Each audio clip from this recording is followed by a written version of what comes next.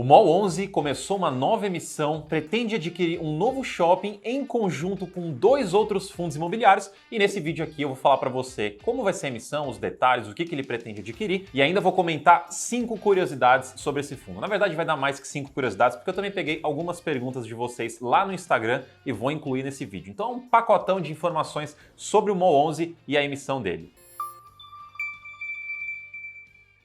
Então, primeiro a gente vai começar com as informações da emissão. É uma oferta restrita, a gente vai ver valores, preços, datas, tudo que você precisa saber para poder participar e mais para frente eu entro nas curiosidades sobre esse fundo. Primeiro a gente vai olhar o preço e a taxa. A gente vai ver um pouquinho mais quanto custa para você participar e entender se é algo que vale a pena ou não financeiramente falando. Essa imagem que eu estou colocando na tela aqui é do Suno Emissões, ela vai estar um pouquinho diferente do que você vai ver se você abrir o site, porque eu tirei um print aqui no momento da gravação deste vídeo, então no momento que você olhar o site do Suno Emissões, que inclusive é gratuito, você tem as informações de todas as emissões lá no site, pode estar um pouquinho diferente em termos de diferença de preço do mercado para o que você está vendo na imagem. Mas vamos olhar aqui as informações principais da oferta e depois você consegue entrar no Suno Emissões e ver exatamente as informações atualizadas de preço em relação à cotação.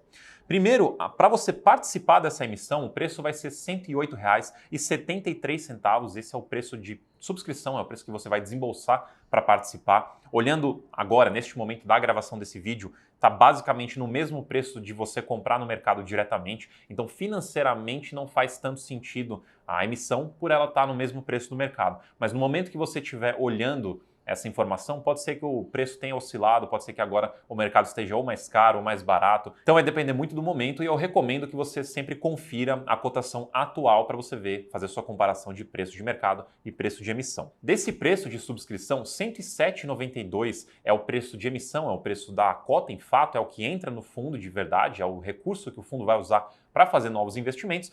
E 81 centavos é o valor da taxa. É uma taxa bacana para uma oferta restrita, é uma taxa barata. A gente gosta de ver números inferiores a 1% quando a gente fala taxa de oferta restrita. E se você somar os dois, dá o valor de R$ 108,73, que é o preço de subscrição. Então, para uma oferta restrita, tá bacana esse custo aí. Agora falando de preferência, é uma emissão que tem 24,51% de proporção de preferência. Então, se você pegar a sua quantidade de cotas no dia 22/9, que é a data base, é o dia que eles vão verificar quem é cotista. Então, a quantidade de cotas que você encerrou esse dia, você multiplica por 24,51% para você ter o quanto de direitos você vai receber. Então, só para dar um exemplo aqui, se você tem 100 cotas, você vai receber 24 direitos. Se a conta der um resultado quebrado, um valor quebrado, você sempre arredonda para baixo. Em termos do cronograma, começa no dia 27 de setembro, vai até dia 7 de outubro e é uma oferta que não tem tantas possibilidades de participação para o cotista, porque só tem um período de preferência. Não tem sobras, não tem montante adicional, não tem período público. Então, se você desejar participar, esse será o único momento para você poder fazer isso. Lembrando que a data final para você enviar o seu pedido de subscrição é dia 7 de outubro. E uma informação que você tem de super fácil acesso no Suno Emissões é a comparação do valor de emissão, descontando as taxas, versus o valor patrimonial do fundo, para você ver se o fundo está fazendo uma emissão acima ou abaixo do valor patrimonial. E no caso do MOL, está sendo exatamente no valor patrimonial, nem acima nem abaixo, está exatamente no valor patrimonial. Então, show de bola, a gente não gosta tanto de ver emissões abaixo do valor patrimonial, porque isso pode trazer uma consequência no recálculo do valor patrimonial, que pode acabar reduzindo. Mas no caso aqui, em linha com o VP, tá ótimo. Em termos de o quanto o fundo pretende captar, ele tem o objetivo de captação de 200 milhões, mas se por acaso tiver uma demanda superior a 200 milhões, eles podem captar um lote adicional de 40 milhões. Então o máximo que dá para captar, 240 milhões. E o mínimo que ele precisa captar para a oferta não ser cancelada é 50 milhões. Então, menos que 50 milhões, a oferta é cancelada automaticamente. O fundo busca 200, mas pode chegar a 240. E também aproveitando para mencionar que no Suno Emissões tem um espacinho, uma barra que vai enchendo conforme a emissão vai caminhando. Então, ao longo da emissão, você consegue acompanhar no Suno Emissões o quanto que ela já captou. Lembrando que essa informação é atualizada sempre que o período encerra. Então, assim que o período de preferência for encerrado, a gente atualiza essa captação e a barrinha começa a encher para você acompanhar se já passou do mínimo, se tem muito ainda pela frente, como é que está a captação, você consegue avaliar dessa forma. Mas a pergunta que não quer calar, que eu sei que todo mundo é interessado em saber, o que o fundo pretende fazer com o dinheiro que ele vai captar. Nos documentos da oferta, ele não é específico sobre o que ele pretende fazer. Ele menciona que pode ser usado para potenciais aquisições, pode ser usado para reforçar o caixa ou pode ser usado também para reduzir a alavancagem do fundo, mas não há um detalhamento mais específico do que isso nos fatos relevantes nos documentos da oferta. Porém, entretanto, todavia, hoje, na gravação deste vídeo, dia 22 de setembro, saiu um fato relevante, onde ele pretende adquirir 20% do Campinas Shopping. Então esse dinheiro que ele vai receber da emissão, ele pretende usar para fazer essa aquisição. Um ponto interessante é que a aquisição vai custar mais ou menos ali uns 80 milhões de reais, mas, que nem eu mencionei, o fundo pode acabar captando até 240 milhões de reais. Então essa diferença aí desses preços, a gente não sabe especificamente para onde vai, mas se tudo der certo, uns 80 milhões vão para essa aquisição do shopping. E eu mencionei no começo do vídeo que mais 2 outros fundos imobiliários pretendem adquirir esse mesmo shopping. Um deles é o VISC, e ele pretende adquirir 55% do shopping, e o outro é o XPML, 25% do shopping. E o restante dos 20% fica nas mãos do MOL 11. Lembrando que essa aquisição ainda não foi concretizada, a gente não tem todas as informações e detalhes de como vai funcionar a compra desse shopping e ainda precisa ser aprovado pelo CAD. Então, por enquanto, nada aconteceu. A gente só tem a informação que esses 3 fundos pretendem adquirir participação nesse shopping, mas a gente precisa esperar a conclusão ainda. E aproveitando uma pergunta que 2 pessoas me mandaram lá no Instagram, Thiago Chiches, talvez, e Marcelo Meucci, espero que eu tenha falado o nome certo de vocês. Vocês perguntaram se ia ter uma análise dessa emissão, um relatório de análise, e a resposta é sim.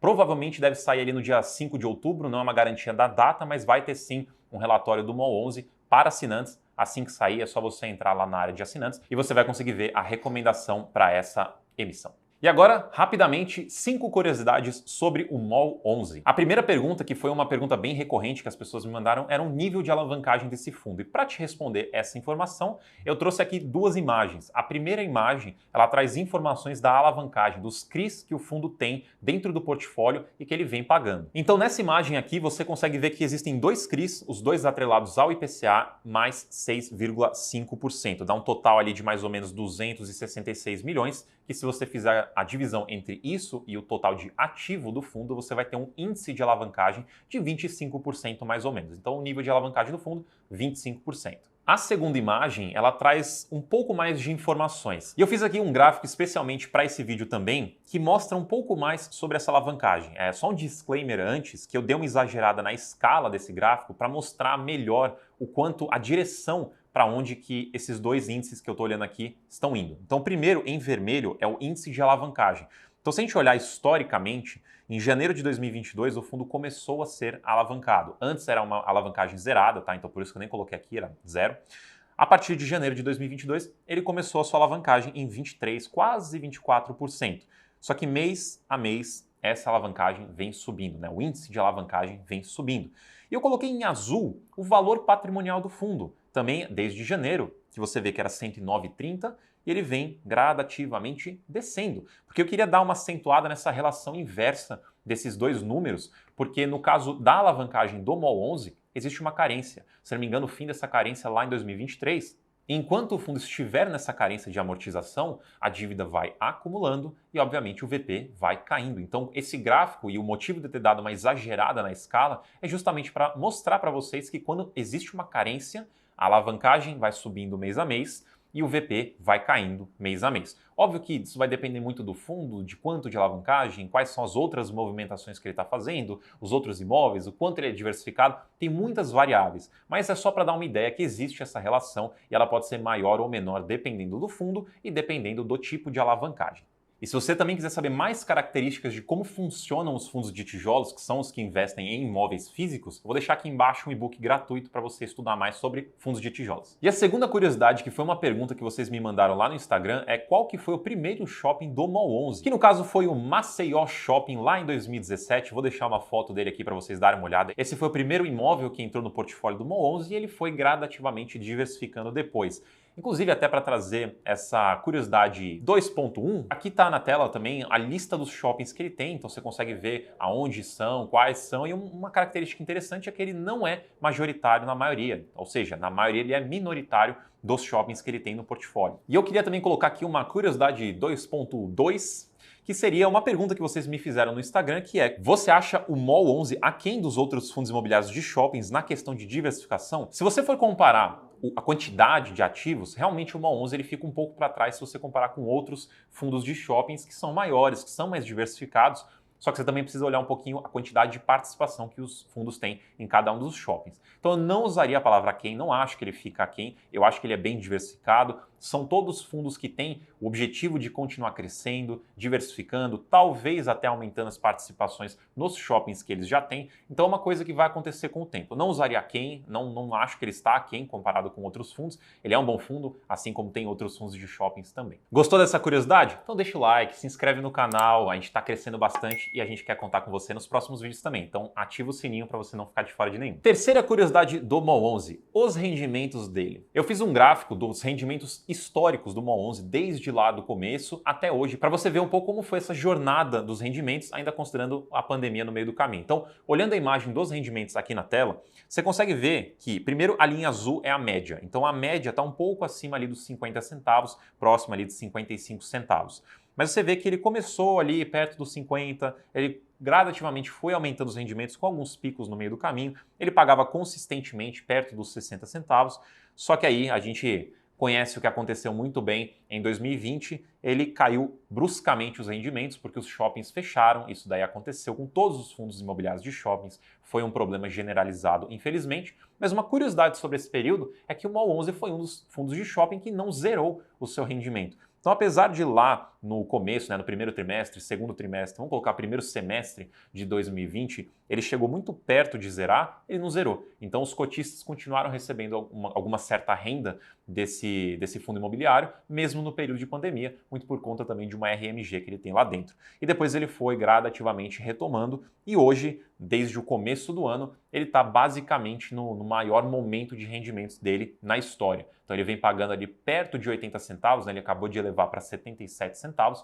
e ele está praticamente no rendimento mais alto recorrente dele, historicamente falando. Quarta curiosidade, e eu peguei aqui mais ou menos a mesma temática dos rendimentos, mas dessa vez eu coloquei o valor patrimonial por cota do fundo, porque muita gente tem dúvidas sobre a valorização ou desvalorização de fundos de imóveis e fundos ainda que têm vários imóveis, então eu fiz isso no MOL 11 como um exemplo. Então, só antes da gente olhar de fato para o gráfico, é importante entender que num fundo de tijolo, ele é reavaliado anualmente. Então, durante o ano, ele vai ter o mesmo valor patrimonial com pequenas oscilações que faz parte. E daí, no final do ano que ele faz a reavaliação e divulga essa reavaliação, aí sim a gente pode ter uma oscilação maior. E a gente consegue ver realmente alguns platôs e depois a gente tem picos. Então, por exemplo, um pouco antes ali do começo de 2019, ele teve uma grande elevação no seu valor patrimonial, que saiu de menos de R$100, uns 95 mais ou menos, e foi lá para mais de R$110. Depois teve uma quedinha, um reajuste, outra queda, e ele vem mantendo desde lá, até chegarmos em 2022, que ele teve uma reavaliação positiva novamente